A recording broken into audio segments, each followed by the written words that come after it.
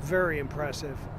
But the gaps that government has, the people fill in. Donations, 3 trailer truck loads of water a day coming in and out of this facility for the people in this county. And they have satellite hubs as well. So I spent the morning at the EOC with professionals, and now we're out here with those that are volunteering to make sure the people of this county and all across the region are getting what they need. The main priority out here in Newport seems to be the water situation. We're going on almost a week now without water. How can the state step in to help? I think, part of the reason or part of the help that we bring is distribution, and the National Guard across the region has been providing water for shower facilities, for bathroom facilities. Most importantly, what we can do is work alongside the utilities to develop the fix that they need for their counties. And TEMA is coordinating in their local EOC is a TEMA officials sitting side by side with the locals to say, how can we be supportive? This county, for example, they are in the process of making those repairs. I was next door in Greene County just earlier today.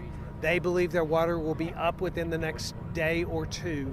And then it takes a couple of days to purify that water so that people can drink it. But there are very hopeful signs, very good progress in the right direction. And that's happening here in this county too.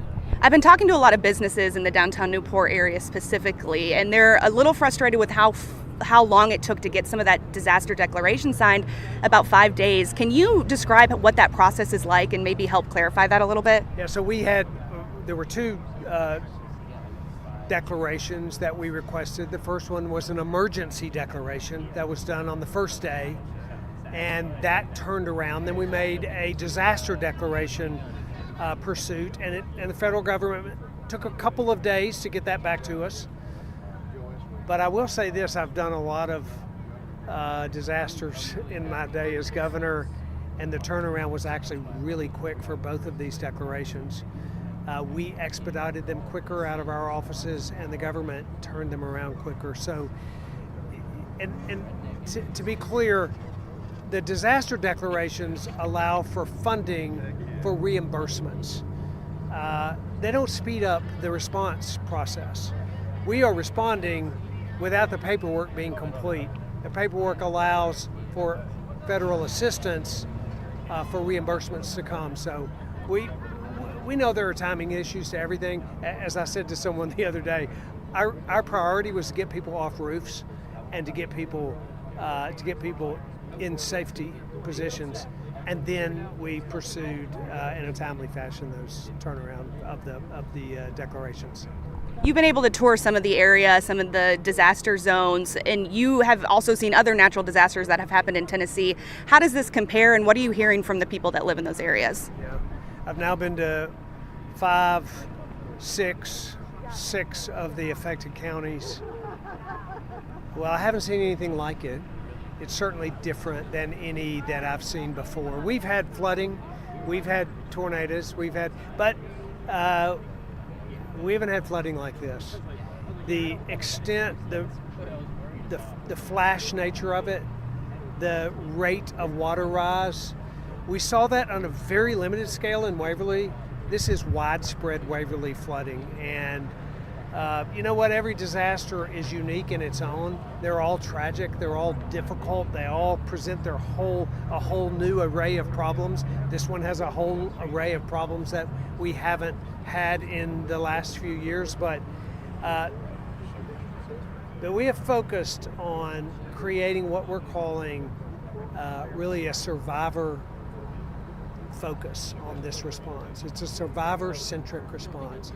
There are survivors out there in every one of these counties, and they have survived, whether it's the loss of a family member, the loss of a home, the loss of a business, the loss of a livelihood, or maybe just the loss of water for a week, which is a hard thing to endure. They're surviving, and they're surviving in this county, and our focus from state government, partnering with federals down to the locals, is to remember that survivor-centric approach to this response is what will keep us moving forward. Anybody else have a question? I know you're passionate about schools specifically. I want to ask about some of these counties. They're going to be diverting a lot of funds to rebuilding broken schools. How is the state going to step in and help with that? We had a cabinet meeting yesterday in which, of course, Department of Education, Department of Health, Department of Transportation, every department, Children's Services, Human Services, all came together. It was after I had been on the ground in one of the hardest hit areas in Irwin, Tennessee, and I admonished and encouraged and challenged our team members, cabinet members, think outside the box. And I specifically said, we got schools out there that have been destroyed. We've got kids that are out of school all across the region. We got to think outside the box, not just respond in the way that we know how to respond, but go above and beyond that, recognizing that these kids need to be in school and they need to be fed and they need to be educated and they need all the services that come with that. So we're working on that response. I've spoken with school superintendents in every place I've been to make certain that we're coordinating and understanding their needs.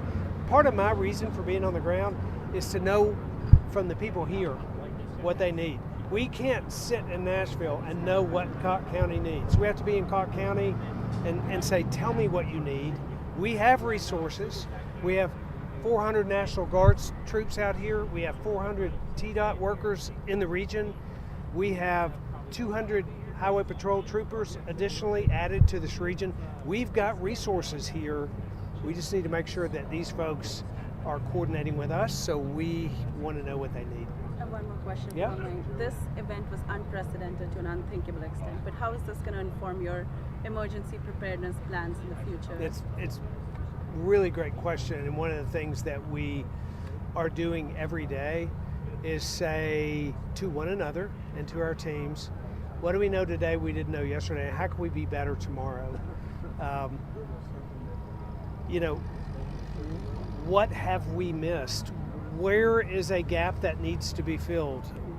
What have we seen this time that we've never seen before that we can anticipate seeing again? There's nothing like experience to give you wisdom. And I told our team, this is a significant and massive experience that we're walking through. Let's gain the wisdom that we can from this so that future EMA directors and TEMA directors and governors and departments, so that future leaders can understand even better how to serve the people of this state. We have time for a couple more. Anybody else? Are we good? You good? Good. Just real quick, are you getting response from other, I've seen a lot of utility companies from like Wisconsin, New Jersey. What has it been with other states surrounding Tennessee, and has anyone reached out to you? Yeah, it's, the governor of Virginia reached out to me when we had folks on the roof of a Ballard hospital, and he said, I got a helicopter on the way, and I said, thank you very much. And we had helicopters on the way as well, and it took all those helicopters to rescue all those folks. I've heard from Governor Landry today and yesterday in support with potential troops from their National Guard. I've heard from Governor Kemp, who has significant problems of his own, but we have reached out to one another and said, can we help each other? Governor DeSantis' team reached out to us and has actually provided equipment to our state that they found useful. We've had a lot of support and a lot of encouragement.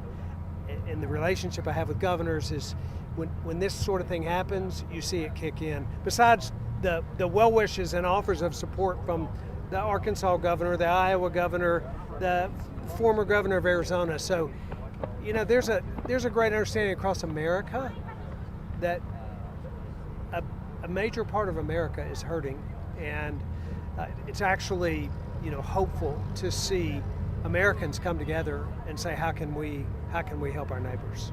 And Governor, have you heard from the White House on this? I've not heard from the White House. We've heard reports of FEMA and TEMA and kind of Red Cross funds being turned away. Can you speak to that? Is that accurate? Yeah, that's totally inaccurate. And let me just tell you, we're we're certainly very grateful for what the Red Cross is doing. I've talked to their CEO, and we're coordinating on the ground with Red Cross and everyone. They're the ones opening many of these shelters and partnering with us locally. There's a lot of misinformation. In fact, there's some belief and understanding that may be coming from foreign sources just to confuse on the ground what's happening here. There's no confiscation of supplies or of products coming in by FEMA or TEMA. Look, these people are in tears, and you see the TEMA director get emotional yesterday about the people that we are serving. I saw a county mayor every single day with tears in their eyes, emotional, serving the people alongside their FEMA and TEMA counterparts in their EOCs. There's nothing but commitment to serving the people in this state, and those who spread that kind of misinformation. It's deeply unfortunate that that's happening, but it's certainly not happening in our state. Thank y'all so much. We Thank y'all. appreciate it. Appreciate it. Y'all be safe.